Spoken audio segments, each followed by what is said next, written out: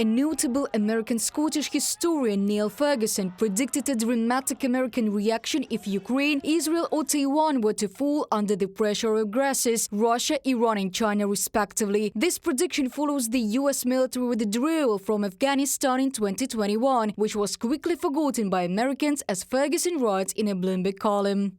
Every American should understand that their country was founded on the principles of equality and democracy. The United States of America has a long history, including the first constitution in the world, the birth of freedom, the Civil War, and the general experience of the Great Depression. American civil society is built in the architecture of its state, its country, which has the right to demonstrate in any parts of the world a model that allows people to be free and have the right to vote.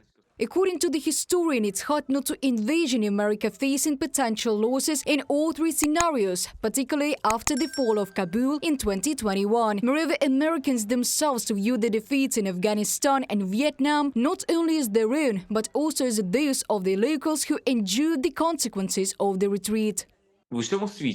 The whole world should understand that as long as there is a state that is a military mechanism for enslaving its own people, Russia, this state will always lag behind in cultural and economic development. This state will always be looking for precedents to destabilize that already fragile situation in the world with its own hands. And accordingly, Russia will get involved in all conflicts where it can fight, not directly, but in any way it can fight the United States of America. While it's difficult to see the dire consequences for the US if it allows Ukraine, Israel or Taiwan to fall under the pressure of dictators, Ferguson believes that the aftermath could be much worse than the of the 9/11 attacks. The historian urged Americans to open their eyes and stand for the democratic countries that face military aggression from historical rivals of the US democratic system. Reported by Diana Kolesnik, Diana Ovchar, UATV News.